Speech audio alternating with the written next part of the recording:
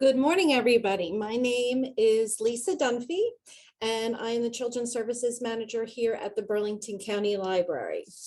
Good morning and welcome.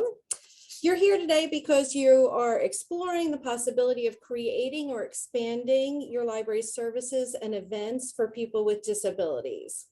Our conversation today will focus on three areas. We're going to talk about programs and events. We're going to talk about special collections, and we're going to talk about resources. Our resources will include national, state, and local.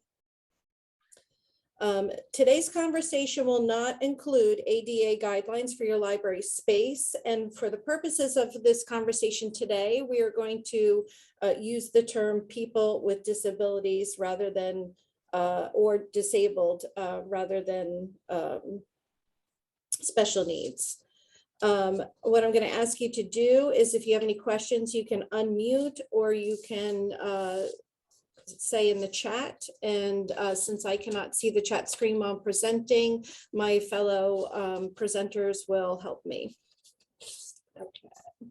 So first, what I'm going to talk about is special collections for people with disabilities. And in Burlington County, we have 6 branches that have this collection here. Only one branch does not have it due to its size and limited space capabilities.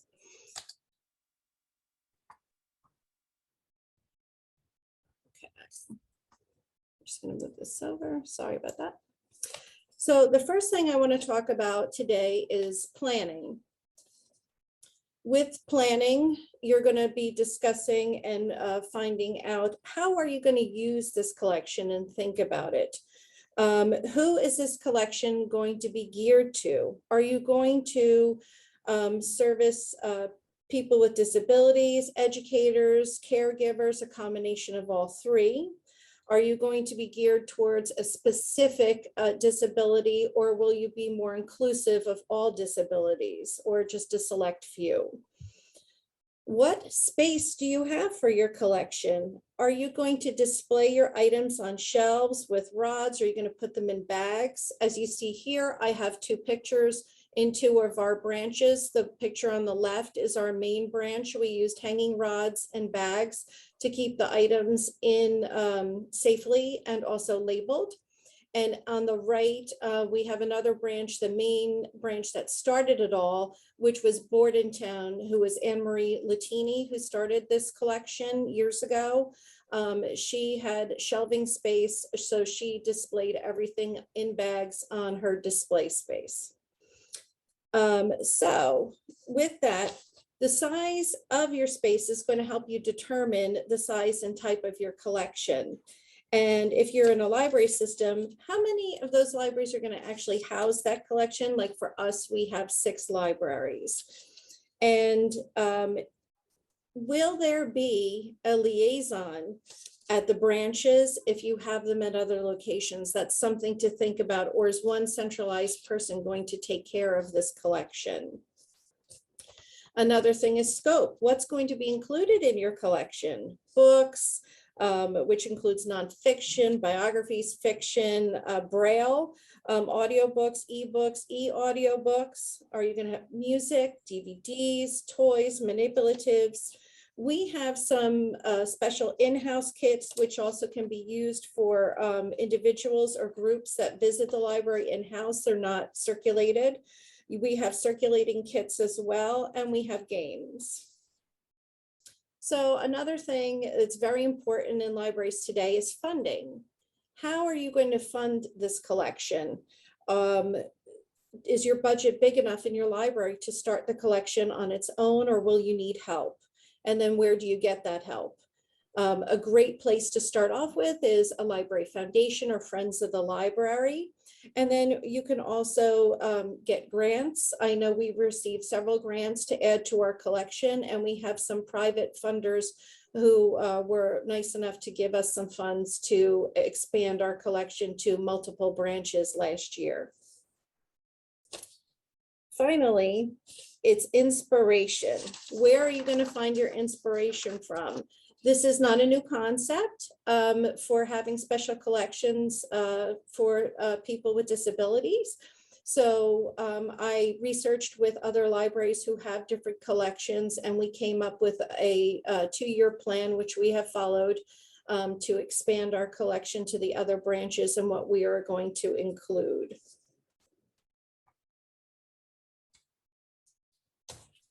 So now you have the money for your collection and you have your ideas all out on the table, they're finalized.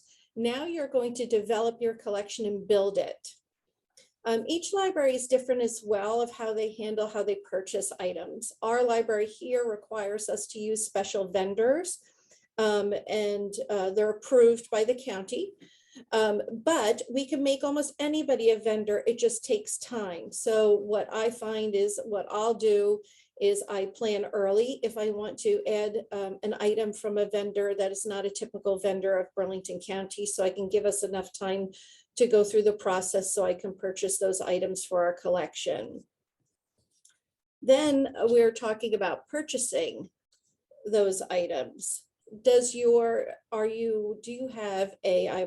you have an accounting department? We have a department here through the county where everything goes through all of our purchasing, and it has several steps before the item is purchased. Not all libraries have that. It might be a simpler process. And then after, when you get all of your items, even beforehand, you need to plan out and make some cataloging decisions and work with your cataloging or tech services department. Are you going to have special labels, or will you have special notations on your spine labels so people know where that collection gets returned to? Are you going to have a long period of checkout time? What we do here is we have a limited amount of items people can check out at once, one person at a time, because it helps us to keep control of our collection. So this way, if someone forgets to bring it back or whatnot, our collection isn't wiped out. There's plenty of items for different patrons to choose from. You need to determine fines and replacement costs. Some of these items are fairly expensive. So we always like to make sure that our fines reflect that, or some branches and libraries are fine free. That might also affect what you're purchasing for your collection. You also need to determine what's the best way to make your collection findable in your catalog for patrons. Ours has the title of the collection, and it will be featured on our website to make it more findable. And we are building a record set right now, so when someone clicks on the collection, it will bring everything up so patrons can search and use. Will you remove items from a collection when pieces are missing? This is a common issue with special collections that have multiple items with small pieces. If our rule of thumb is if it can still be played with or used, we keep it in the collection. We make a notation in the circulation record. You also want to be careful when you're purchasing items. You want to make sure that you have enough staff. If you have 100 pieces in there, do you want your staff at circulation counting all those pieces when those items are returned? And another thing I wanted to note as well is cleanability. Is this item going to be able to be cleaned? I tend to not purchase items that cannot be either washed or wiped down in some way. Because it just defeats the purpose of you purchasing these items for long-term usage at your library. And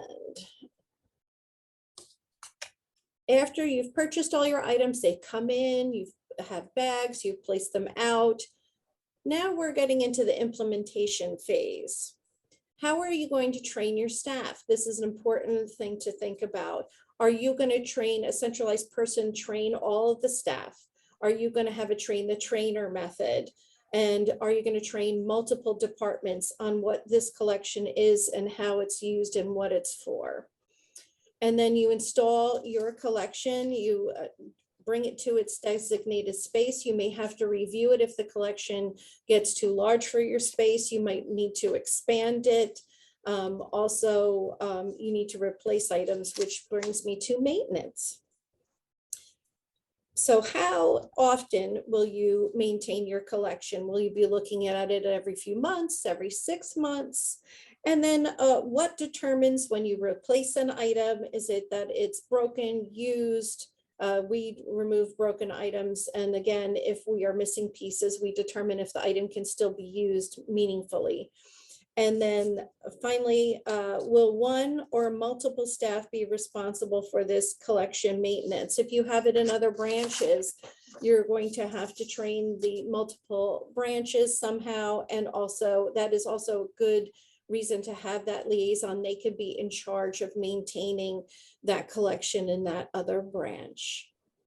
So with that, I will ask a few questions to everybody. Let me stop sharing. And I'll ask some questions. Anyone can either unmute to ask questions or to type in the chat box. My question for you to start this off is, anyone currently either thinking or have a special collections for people with disabilities at their library? And you can either unmute or you can type it in the chat box. I tried to do a collection for the deaf community. I was out of my mind to start with them. In 2014, I bought a number of books. We have had water problems since then, so some of the collections have been heavily weeded. I'm not sure what from the original list we still have, but we still have some of it. I had a program to introduce the collection, which was attended by more people presenting it than it was by people with disabilities. We had one deaf man who had been deaf for a long time, and another from an older woman who was losing her hearing and wanted help figuring out what to do about that, which was not at all the focus of what we were doing. On the presenting side, in addition to me, we had 2 sign language interpreters, or 2 people doing sign language and 1 person doing closed captioning. We got their services for free from various agencies. And the thing stalled on my idea of naming the collection after some prominent deaf women in New Jersey. I came up with Eileen Forrestal and Therese Sheehan, but I never got a bio from one of them, and took something from where she previously worked. Both of them, one retired the year I did this program. The other had retired the previous year. I would still like to make something of that collection, but don't start with the deaf community. They're very hard to reach. I have also bought over the years, not as a discrete collection, but as a significant part of our library's general collection, books on mental illnesses. Okay. I know several people who suffer from mental illness, more than several. In fact, we used to get volunteers from the WIA program, placing high school students who are either too young or for other reasons are unable to get an unsubsidized job. And we had, years ago, we had a young man and his brother who suffered from agoraphobia. And I was so proud of his progress. I mean, there was one time, I will confess this in public, I was late to work.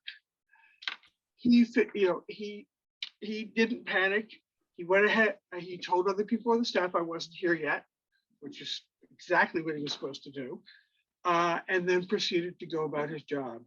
And when he came in, I told him he'd done exactly the right thing, that it was terrific. Unfortunately, I have heard before we stopped getting people from that program. I heard from other teachers working in the program that after his time in the program ended, he regressed. Now, are your books, I'm sorry to interrupt you, are your books that are within your collection, are they separated or are they mixed in within? They're mixed in.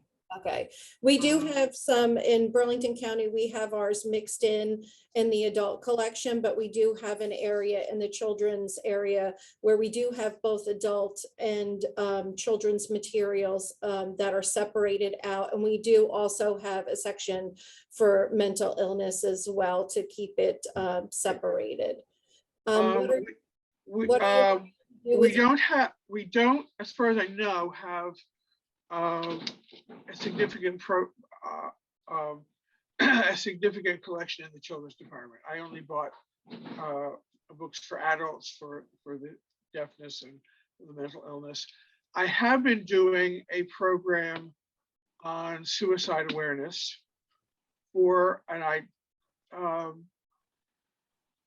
in 2020, I decided to focus on specific at-risk communities.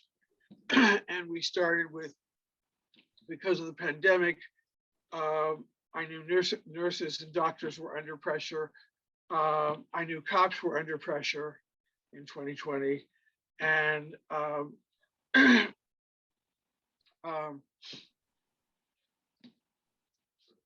and Melissa says to everyone, we have a lot of mental health materials in our curated health collection, which is overseen by their consumer health librarians in East Brunswick Public Library. How are you going to expand your collection? Are you thinking about doing that? Is that why you're watching and having this conversation? I've been doing some work on the area, not so much in collections, but in programming. I did a program on depression last fall. In addition to, this year will be my third annual suicide awareness program in September, obviously. I woke up in the middle of the night about 6 months ago, and it just hit me like I rammed my head into the wall, that I have never seen people with disabilities attending a program at our library that was not about disabilities. And I had the good sense to not go back to sleep until I had written down all of my thoughts, which I later shared with the director. As a result of my suggestion, apparently he didn't really attend, but one of our best contacts is Stan Soden at Motions, MOCEANS. It's an advocacy organization for people with disabilities in Long Branch. They also run an independent living house. He was invited to be on the committee working on our, I think it's going to be a 3-year plan. I was not part of that committee, but I hear he didn't really come much. I have told him I want to pick his brains about other stuff. I particularly would like to find out what are the impediments that people with disabilities in Long Branch have from that makes them less likely or unable to attend programs at the library. That's sort of my next focus. But I do want to somehow resurrect this deafness collection. Well, I hope that we can help you do that. For sake of time, I do see everybody's comments. I see that one library has a text magnifier and a state library and the talking book and braille. At this point, what I'm going to do is you can keep writing in the chat and I'll answer you, but I'm going to pass it over to Wendy Smolowitz, who's going to be talking about events. And let me just share my screen and I will bring up Wendy's presentation. Thank you, everybody. Hello, everyone. Welcome. Thank you for attending this program today. So I'm going to be discussing, as Lisa just said, the types of programs that you can offer to the disabled community. And when I say the sky is the limit, the sky really is the limit. It's only up to your imagination to create the type of program that you would like. One type of program is a resource fair. And the goal of a resource fair is to connect community members with the agencies that provide the resources that they need. The community may not always know that these agencies exist. These organizations include therapists, schools, medical professionals, agencies that assist with employment opportunities, housing, and general support. Now, the great thing about a resource fair is that it is a free program because it provides the representatives of the organizations a chance to promote their services. You don't have to have a lot of space to offer a resource fair. If you're a small library, you can narrow your focus to agencies that target a specific age group or topic. And ideally, a resource fair is offered in person, but it can be done virtually. We've actually had that experience at the Ocean County Library last year due to the pandemic. Our fair had to go virtual, and it was a success. Other ideas for programs include educational workshops. These are generally offered to caregivers who are in need of support and information.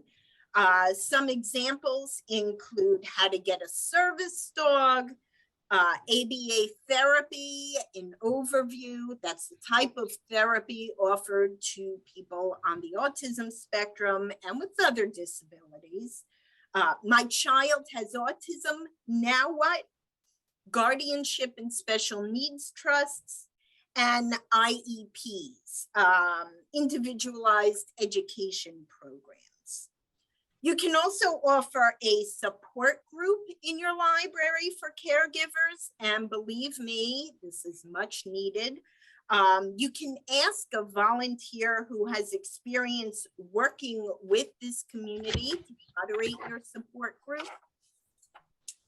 You can also lighten things up a bit. You can provide entertainment such as costumed characters, music therapy, sensory-friendly concerts and movies, sensory crafts, craft and movie programs, games, and jigsaw puzzles and or coloring with music.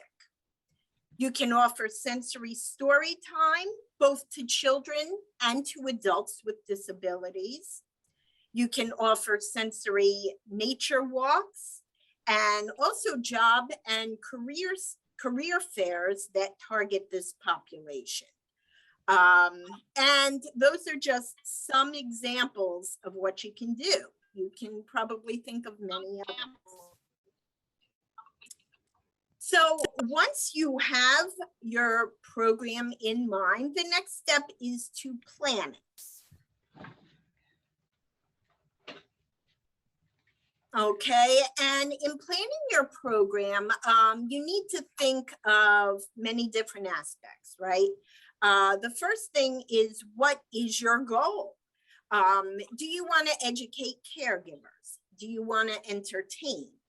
Do you want to raise awareness of helpful agencies in the community? Do you want to provide support?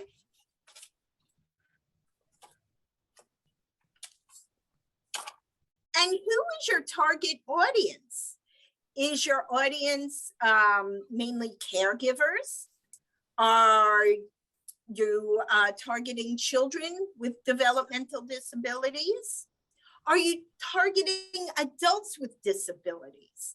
Do you have a day program such as the ARC or Easter Seals that visits the library on a daily basis? If you do, then you already have potential participants. Talk to the group leaders about forming a partnership with them. And of course, being libraries, we need to consider our budgets. So you have many fee-based programs, of course, such as entertainers. You can also get programs that are free of charge. You can use your friends group and your foundation. If you have a foundation, you can make your case for planning programs for this specific population. It is much needed in every community. You can also apply for grants if your budget is very low. Another thing to consider is your staff. Do you have the number of staff necessary to host what we call an active program? That is a program in which staff is actively involved and leading it. If you don't, you can consider offering a passive program, which is a self-guided program like coloring sheets and music, lying out puzzles on your tables, providing people with craft kits to take home. And those programs are often just as appreciated as the more active programs. Also, who will host the program? Is it going to be your staff or is it going to be an outside presenter? That's something else to consider that, again, may go back to the number of staff members you actually have. Okay, and then next, of course, you'd want to consider whether your program is going to be presented in person or virtual.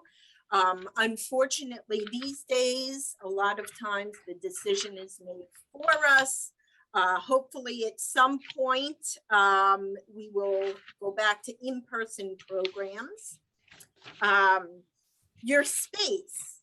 Okay, maybe you have a small library and you don't really have a lot of space to accommodate people. If it's nice weather, take your program outside. A lot of people would appreciate that. You'll be able to accommodate more people, and the program may even work better outside. And also, regarding outside presenters, nonprofit versus private. And this is something that's essential to discuss because many libraries have a policy where they will only hire nonprofit organizations to present programs. However, in this case, when you're presenting programs to this particular community, limiting your participation to nonprofit organizations limits the number of and type of companies that can attend. So bear that in mind. What we've done here at Ocean County is inform the presenters in advance that they need to provide an overview of the topic, not promote their own company. So for example, we have had ABA therapists come from private companies and talk to our community about what ABA is. And they followed our guidelines. The staff listened in. They did not promote themselves. They just educated the participants. Also, bear in mind that the library may have a policy about not endorsing a particular organization that uses the meeting room.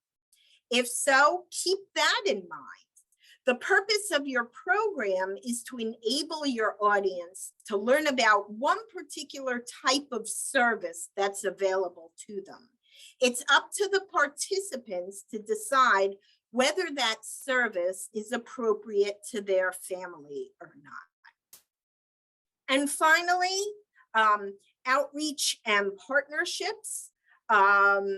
Target schools, state agencies, county agencies, local agencies, nonprofit agencies and fee-based agencies, and parent groups such as SPAN, the Statewide Parent Advocacy Network. You can partner with many of those organizations to provide educational and entertaining programs to your community. So now I'm going to stop and ask you questions. I do see that some came into the chat box. Okay. The East Brunswick Public Library hopes to provide more services programming, especially for adults with disabilities, besides mental health and visual impairment. That's great. Reach out to your local ARC and Easter Seals groups for assistance with that. Those make great partnerships. It's a great place to start. Someone else asked, how do you go about promoting programs for people with disabilities? That's a great question too. You would want to find out what resources are available, what agencies are available for that community, and promote directly to them.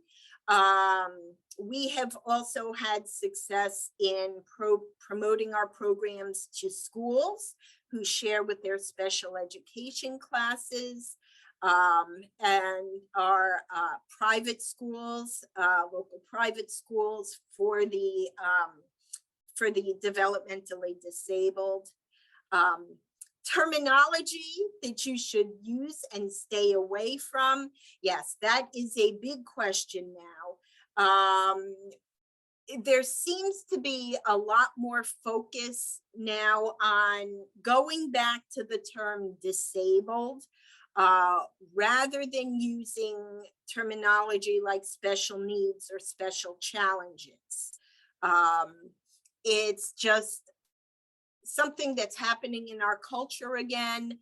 The community itself, in general, not everyone, but in general, seems to be preferring the general term disabled rather than special challenges. Someone else asked, programs for teens.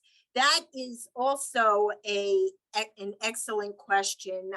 Even in the community itself, within the agencies that provide resources for this population, much of the focus is on children with disabilities. And then at the other end of the spectrum, the adults with disabilities. The in-between, the tween and young adult population is unfortunately not much of a target point. We just have to put our heads together and think about what kinds of services we can offer them. At one point during one of our resources fairs, we did offer trivia for teens. And we did get some participants, but we do have more work to do with that. Someone else said they had a disability fair a few years ago and it was very popular. People do need these type of resources. They need to find out what is available in the community, because what happens is when their child gets diagnosed, a lot of times they're not given follow-up.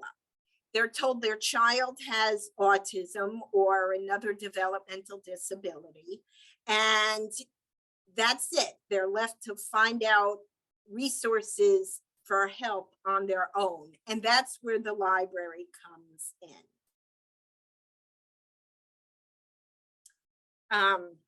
Does anyone else want to share their experiences, their partnerships, any programs that you've done that I haven't mentioned?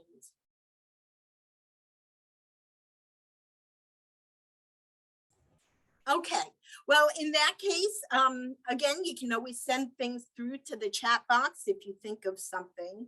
But now I'm going to introduce Shazia, who will be talking specifically about resources.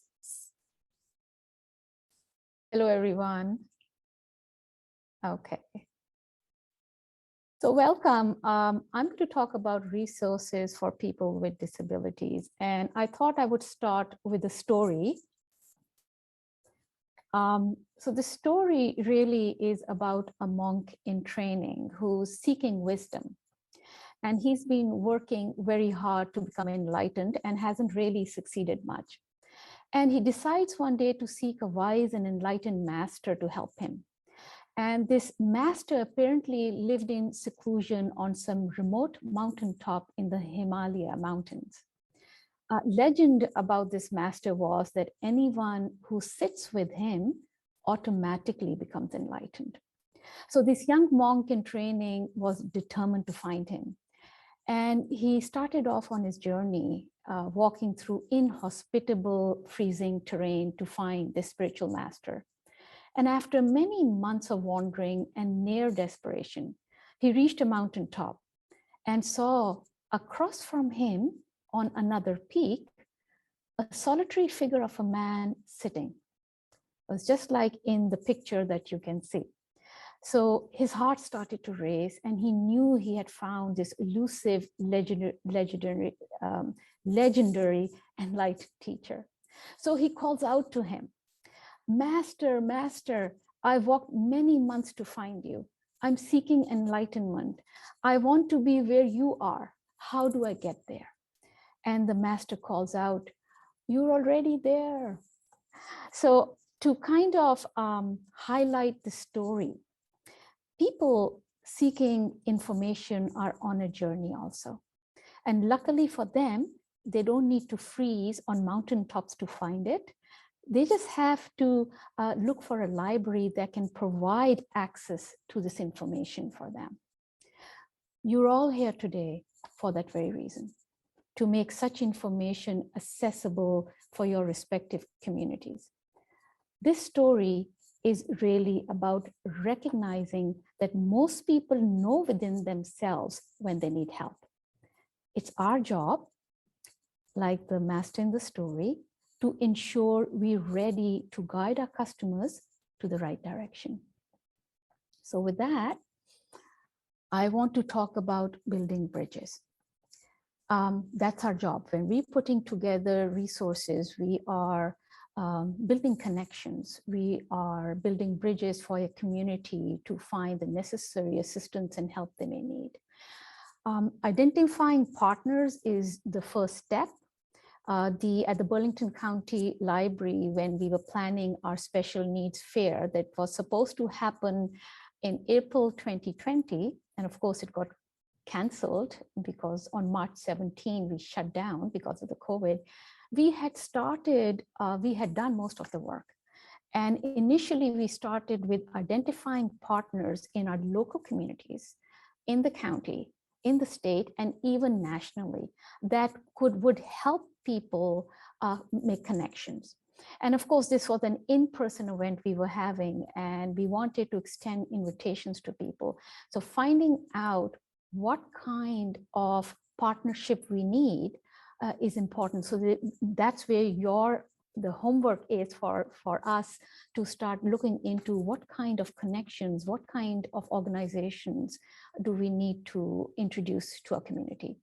So connecting with organizations and the professionals, whether they're government or private, the outreach is involved. This involves work. So this is where we start making the calls. Sending emails is good. Making the calls, I feel personally, I found that to be most helpful If the organization is close by, maybe you can invite them over or even go and do an outreach with them. So building that partnership in making those connections. One phone call may not do it. You may not get a response back, call again. So with that, this is how you're going to start providing this access to customers. And I just want to now show you, if you can, Lisa. Okay, so how we organized our resources when we started planning our fair. We were lucky enough to have a number of members on the task force. So we, of course, had divided ourselves to start making the calls and putting all the resources together onto one page. And we decided to separate them by county, state, and national. And within those, within these three criteria, we also then divided them up into two separate criteria, which was health and wellness and lifestyle. So health and wellness involved medical, dental care, therapy, exercise resources. Lifestyle was advocacy, legal, education, employment training, housing, social, and so on. So in the next page, you're going to see how the sheet looked on which we started putting, just separating everything. And then we also have, we put together all the details of the addresses, the emails, names of people, phone numbers. And that's something we'll be very happy to share with all of you. If anyone's interested, please let us know. I want to introduce to you the website. This is a designated web page. So it's a designated web page at the Ocean County Library. So these resources that you're putting together, are they accessible on your website? And I think Ocean County Library, Wendy's team really did an amazing job with the website. So if we can just click on that link so I can show you what it looks like. And if you scroll down and just click on where it says Part 2, local, state, autism-related organizations, this has a wealth of information. So these are, again, they have their own criteria, as you can see. And the resources that we have here in Burlington County and Ocean County there may be some similarities. Ocean County did focus a lot on autism resources. However, I found that their collection covers all different kinds of disabilities as well. So going back to the slides. Thank you, Lisa. So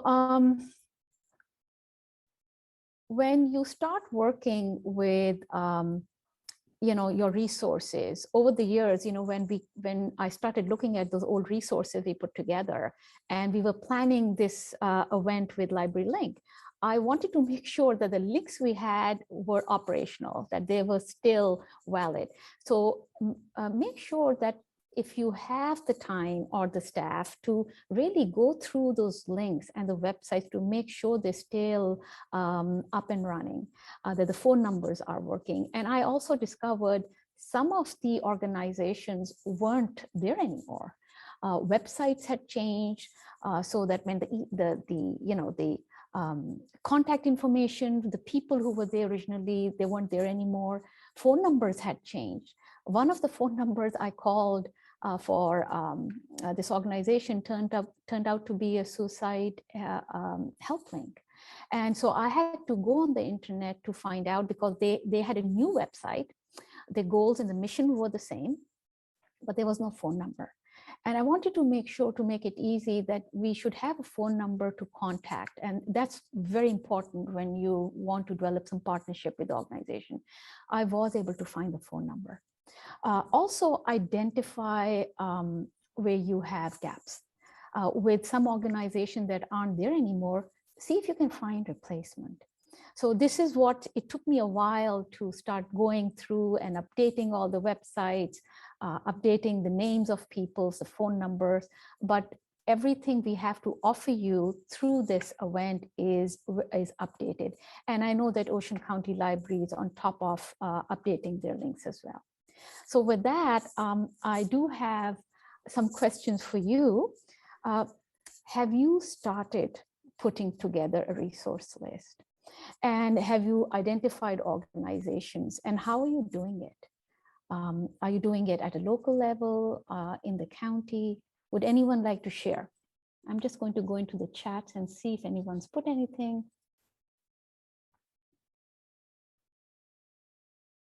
Okay. Okay, so if anyone would like to share if you've actually started putting together a list of resources, and sometimes if you can maybe speak to your management as well, our organization also already has partnerships set up. So just getting that information from the staff at your own branches can help. And also if you have a resource page on your website, is it welcoming? Is it clear and concise? So if you can share link to that, I think everyone would appreciate that. So I just want to share some things over here. This is from Melissa. Our consumer health librarians have built resources through our health portal just for the healthofit.org. Thank you so much, Melissa. I've heard about this website. This is also an incredible resource. For those of you who don't know about just for the health of it, you might want to go onto that link and check it out. And yes, so you are focusing on adults and on kids and teens as well. And also the resources we have here in Burlington County also covers adults, teens, and children. This is from Janet. Gray House sells excellent directories of national organizations. Thank you so much, Janet. Stephen from TBBC. TBBC has a lot of resource guides for people who are blind or have other print disabilities. They are put together by the National Library Service for the Blind and Print Disabled, which is part of the Library of Congress. Thank you so much, Stephen. And we can mail out copies to any library requesting them. So please do feel free to reach out to Stephen if you need access to those resources. Alice, Elizabeth Public Library has a resource page for several categories, one of them being disability services, and she is sharing the link. So please do take advantage of that. So one of the things I discovered as I was looking into, I was looking for organizations in the US that had, they had resources for different kind of disabilities. And I wasn't, if you Google it, and this is what our public will be doing, you can't get any access. I couldn't find anything.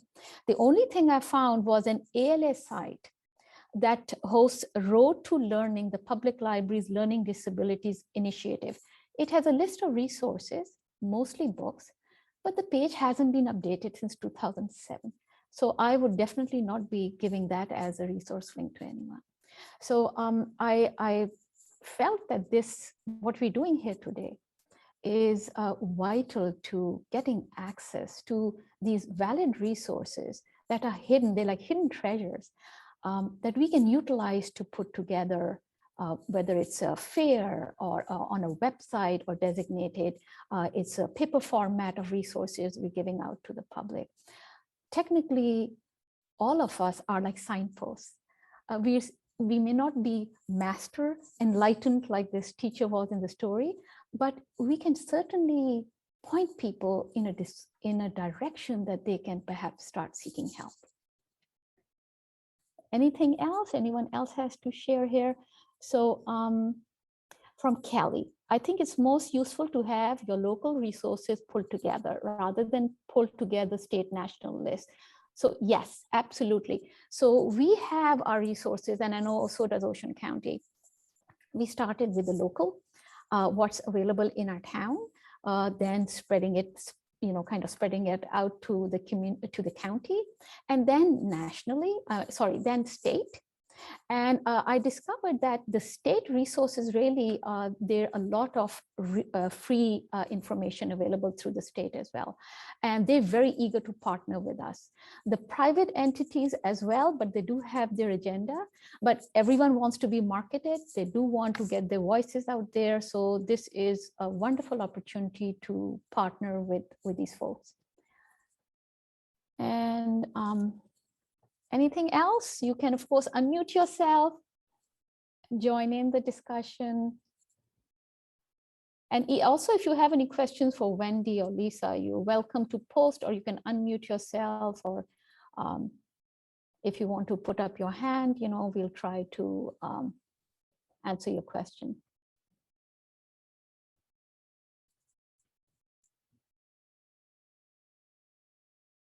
Okay, so that is all I have on my end with resources. And Wendy, Lisa, do you have anything to offer over here? Welcome to do that. I see Rachel posted a question regarding programs. How often do you offer them? So it really depends. We try to offer them at Ocean County on a regular basis. Now, Ocean County is a very big library system.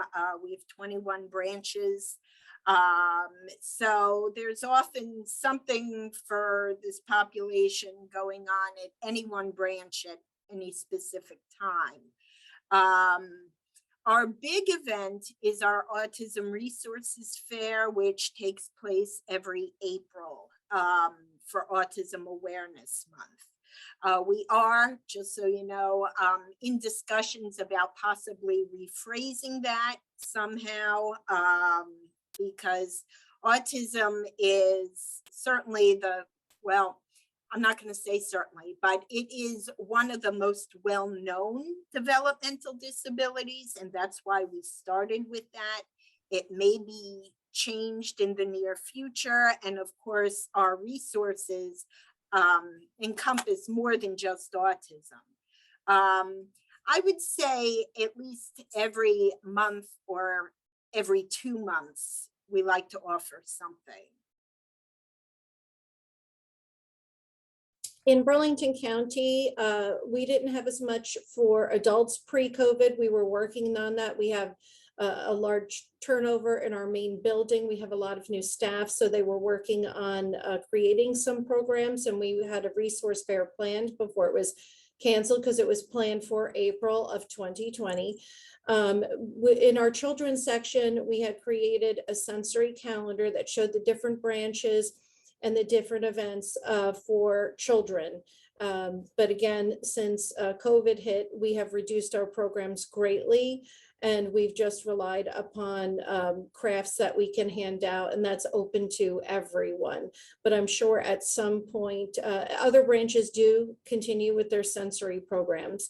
But as time goes on, we're going to reintroduce our sensory programs across the board, and we're going to develop some more programs for adults and teens here.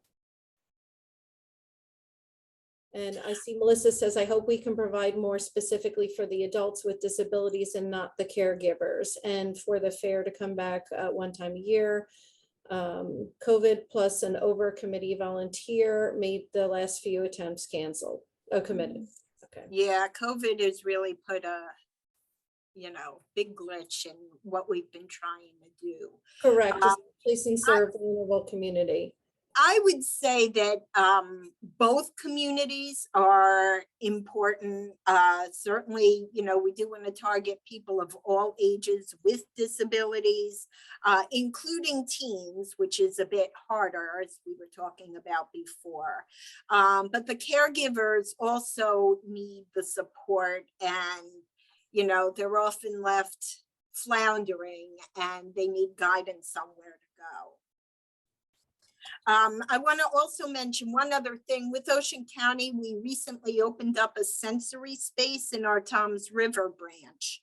So that sensory space is, we do offer programs on a regular basis in there. And it's also open for people who just want to walk in.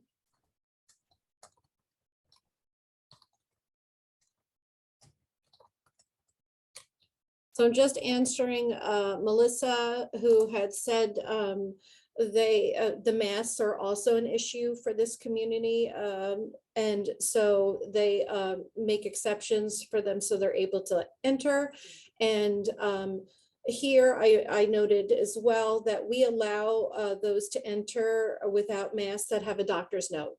I didn't end it in right note, but we do allow people to enter the building with a doctor's note that says that they are, cannot wear a mask.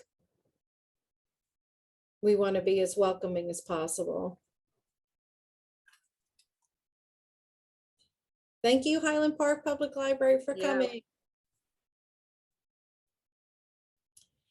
We also will be sending out handouts through Darby and also copies of our information with contact information. So That's Wendy, right. Feel yeah. free to reach out to any of us. Wendy, is it okay to share your link? I have it here. I can share it with everyone. Yes, yes, thank you. Yep. So, Yeah, and if you need, we have a handout at Burlington County Library as well. It's also quite extensive. If you are interested, please let us know. We'll be happy to forward it to you.